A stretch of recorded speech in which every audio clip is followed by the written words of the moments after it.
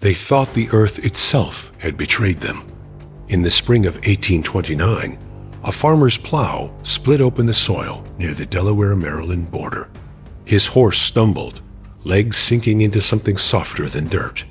When he pulled it free, the ground caved in to reveal a wooden chest. He opened it and found not treasure, but a skeleton. The skull was fractured, as if smashed in rage, and the bones were bound unnaturally tight, as though even in death the body was still shackled. That was only the beginning. Within weeks, more graves were uncovered. 7 bodies in total, 3 of them children. It was a mass graveyard of silence. And every bone whispered the same cursed name, Paddy Kennon. You must understand, this was not a tale of ordinary crime. This was not just another outlaw story buried in America's frontier dust. What was uncovered in those shallow graves was evidence of a vast conspiracy, an empire of terror that operated in plain sight, protected by law, by indifference, and by the greed of men who pretended not to see. Paddy Kennon was not just a murderer, not just a trafficker of flesh. She was the matriarch of what historians now call the Reverse Underground Railroad, a network that hunted free black men, women, and children, and sold them back into slavery in the Deep South. The year was 1829. America was expanding, fueled by cotton and blood. When Congress outlawed the importation of Africans in 1808, the value of human labor in Mississippi, Alabama, and Georgia exploded. A young man who might once have been bought for $300 now fetched over $1,000. Cotton was the gold of the age, and enslaved bodies were its currency. It was in this furnace of demand that Paddy Kennon thrived. She lived where the boundaries blurred, at the crossroads of Delaware and Maryland, a strip of land lawmen hated because a single step could place a criminal outside their reach. No better soil could have been chosen to seed an empire of shadows. Paddy was born around 1760, though she cloaked her origins in lies. Some claimed she came from Canada. Others whispered she had drifted from Ireland. What mattered was not her past, but the monstrous future she carved. She stood nearly 6 feet tall, towering over women and most men alike. Neighbors said her voice was a deep command, a growl that silenced rooms. Her presence was suffocating, her gaze enough to unsettle even the bold. She married a quiet farmer named Jesse Kennon, bore a daughter, and lived in a modest home that straddled the Delaware-Maryland border. To the community, she was just another settler. But inside those walls, secret rooms were being built, rooms that would hold the stolen, the chained, and the silenced. The land around Johnson's Crossroads, later renamed Reliance, was perfect for concealment. Pine forests wove into marshland, and the Nanticoke River cut a dark artery through the wilderness. Roads were little more than dirt paths, towns days away. The isolation was not just physical, it was social. Everyone kept to themselves. Suspicion was a luxury few entertained. People minded their own lives, even when wagons rolled in at night and never rolled back out. Paddy Kennon exploited that silence. She began small, through her daughter's marriages. The first son-in-law, Henry Brenton, was a blacksmith who moonlighted as a kidnapper. His forge and hammer gave him excuses to travel farm to farm, identifying targets. He lured children with promises of work, trapped young men with offers of pay, and dragged them south in chains. When Brenton was eventually hanged for murder in 1813, Paddy was untouched. She had watched and learned. Crime was not failing her, it was teaching her. The lesson was simple. Ruthlessness required refinement. Her second son-in-law, Joseph Johnson, was not just a brute, he was a strategist. He brought her a tavern that straddled the state line. 1/2 Delaware, 1/2 Maryland. When sheriffs came with warrants, criminals simply stepped into the other room, mocking the law with every stride. The tavern became the pulsing heart of her enterprise. On its surface, it served drinks and shelter. But beneath the floorboards lay tunnels, chains bolted to stone walls, and cells carved to smother screams. Victims were kept in darkness for weeks, stripped of papers, stripped of names, prepared to be sold as if they had never existed. This was not improvisation. It was a machine. Paddy's gang grew diverse and dangerous. White men with guns, mixed-race scouts who could blend among free black communities, even enslaved people forced into complicity. Their methods were systematic. Lure with false promises, overwhelm with force, strip away identity, and transport into oblivion. Some were kept for months, rotting in the cellar, waiting for the next caravan south. Others, especially the weak, the young, or the defiant, were silenced forever, their bodies buried beneath the same soil that would one day give them back. By the 1820s, whispers of the Cannon Gang spread as far as Philadelphia. Families searched for missing sons and daughters who never returned. A Quaker mayor, Joseph Watson, began tracing disappearances and saw the pattern, the same names, the same region, the same tavern at the crossroads.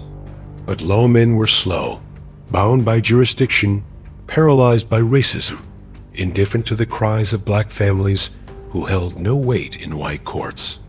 And so Paddy Cannon grew bold, older than any woman was expected to be. She did not just traffic, she killed. Rivals, witnesses, even children too young to run. Murder was not her failure, it was her method. And the ground beneath her tavern was filling, silently, with the proof of her empire. What the farmer uncovered in 1829 was not a chest of bones.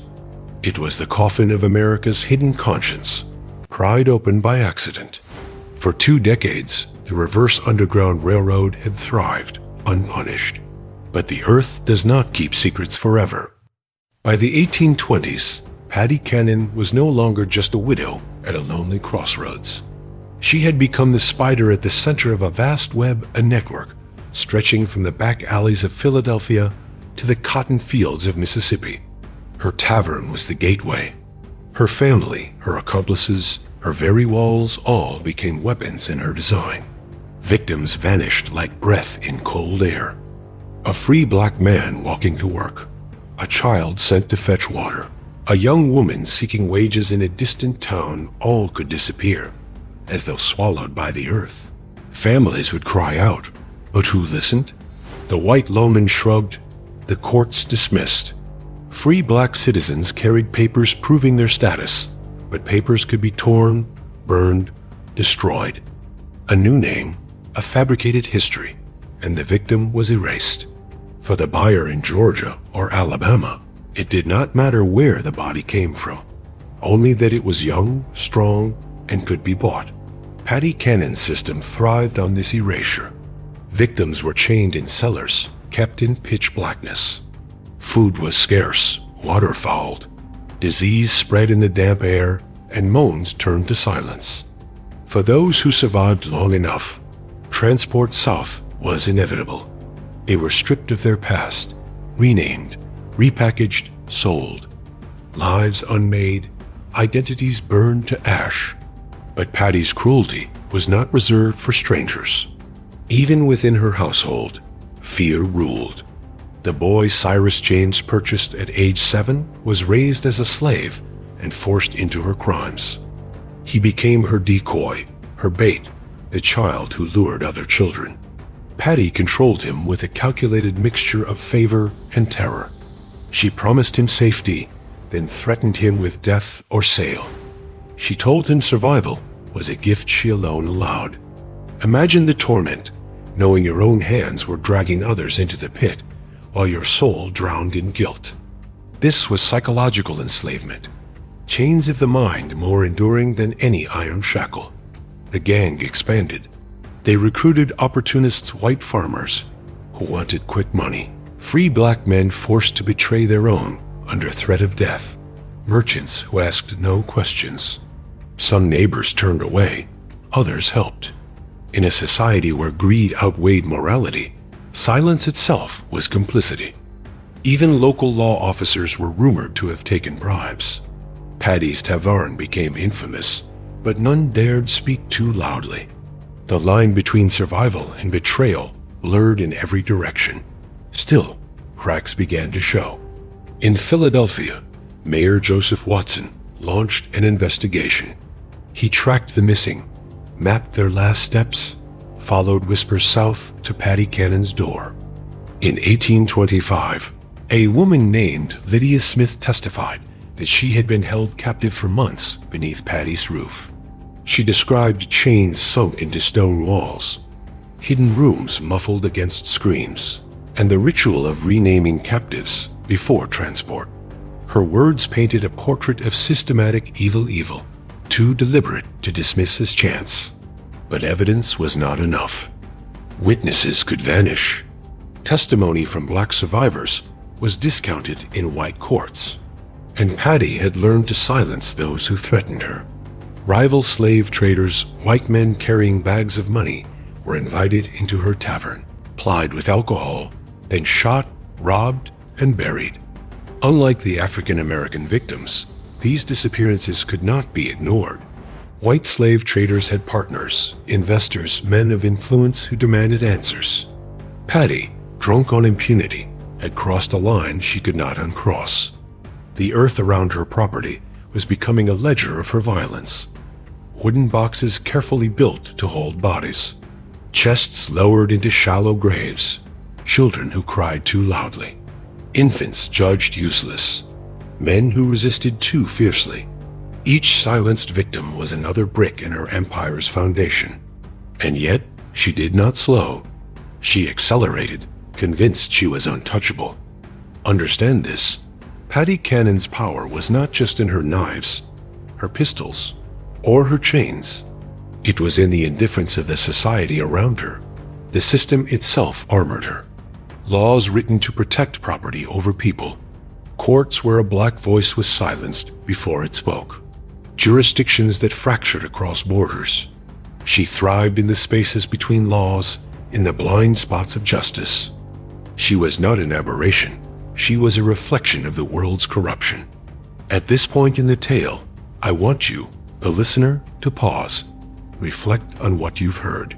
If you feel the weight of this history pressing against your chest, I ask you to comment the phrase, "Chains break, chains break." Write it twice.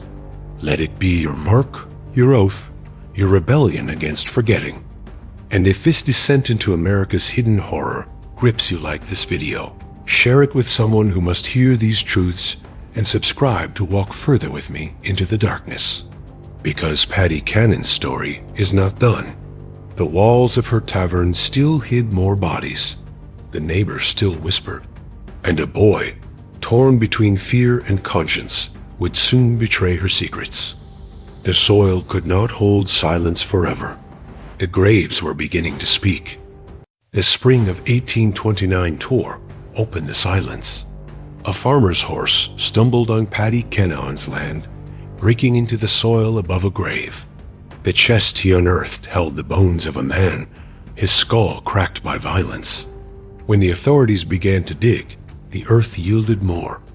Children buried in boxes, adults bound and discarded like waste. What they uncovered was not a crime scene, but a necropolis, a cemetery built by one woman's hands. The soil itself had become her accomplice, swallowing the screams until it could no longer hold them. News spread quickly. The whispers that had haunted the crossroads hardened into evidence. Delaware and Maryland lawmen, normally paralyzed by borders, now worked together, spurred on by outrage and the pressure of Northern abolitionists. For the first time, the machine Patty had built was exposed to the daylight she had evaded for decades. And then came the boy. Cyrus James, enslaved since childhood by Patty herself, knew too much. He had been her decoy, her bait, her tool. But he had also been her witness. He knew where the bodies lay. He knew how the captives had been hidden. He knew who had pulled the triggers. When he was captured in April, Cyrus faced death execution for crimes he had been forced to commit. But his silence would have damned him, so he chose betrayal. He opened his mouth and spilled years of secrets. His testimony was a blade cutting through the fog. He told of rival slave traders shot at the supper table, of children beaten to death for being too noisy, of infants smothered because they were a burden. He led lawmen to graves, and they dug exactly where he pointed. Each discovery confirmed his words. The wooden boxes, the hidden tunnels, the iron rings in the cellar walls, proof carved into wood and stone, too real to deny. Neighbors who had stayed silent now found their courage. Freedmen who had escaped captivity stepped forward. Each voice added another stone to the mountain of evidence. For the first time in memory, the legal system prepared to try a white woman for murdering black victims. 4 indictments were handed down: the deaths of an infant girl, a young boy, an adult man, and another child. But everyone knew the true number of her victims was far higher. Patty Cannon, nearly 70, sat in her cell in Georgetown. Witnesses described her as unrepentant, even amused. She spoke of killings as if they were routine business transactions. 20, maybe more, she admitted. To her, human lives were as disposable as the livestock sold at market. Murder was not crime, it was maintenance, trimming weeds that threatened her empire. The casualness of her confessions chilled even hardened sheriffs. Her trial was set for late May. The gallows waited. The community buzzed with anticipation. Justice, at last, would be seen. But Patty Cannon was not a woman who allowed others to decide her fate. On May 11, 1829, guards found her lifeless in her cell. She had swallowed poison, likely smuggled in by sympathizers, perhaps hoarded for months. In the end, she denied society the satisfaction of hanging her body before the crowd. She chose her own death, slipping away in silence. Her suicide robbed victims' families of justice. There would be no verdict, no execution, no moment of public reckoning. She escaped the noose, but not the legacy of horror she left behind. Her remains were buried without ceremony near the jail. Decades later, when the land was developed, her skull was taken and displayed like a grotesque curiosity, passed from library to library as if her monstrosity could be reduced to a relic. But her crimes were more than personal atrocities. They revealed a society's sickness. For nearly 20 years, Patty Cannon thrived because law, culture, and prejudice created her shield. The kidnapping of black men, women, and children was ignored because their suffering was invisible to those in power. Only when white slave traders began to vanish did the system stir. Her story proves a dark truth. Injustice is not just the act of the criminal, but the silence of the many who allow it. The numbers stagger the mind. Historians estimate hundreds were kidnapped by her gang, trafficked south into lives of bondage. Each one had a family, a history, a names erased, replaced with chains. Many were never seen again, their lives extinguished in distant cotton fields. Entire communities lived in fear, children warned not to wander, parents clutching them tighter, knowing that freedom itself could be stolen in a single night. And yet, buried beneath her terror lies a paradox. Out of her crimes grew the seeds of resistance. Abolitionists used her story as proof of slavery's corruption, evidence that even the free could be dragged into chains. Lawmen learned that borders could no longer protect organized crime, that conspiracies required cooperation across states. In death, Patty Cannon exposed the cracks in the system that had allowed her to flourish. Still, the soil of Delaware holds her shadow. Reliance, once Johnson's Crossroads, tried to bury its past under a new name. But names cannot wash away blood. The memory lingers in the trees, in the marshes, in the river that once carried stolen lives south.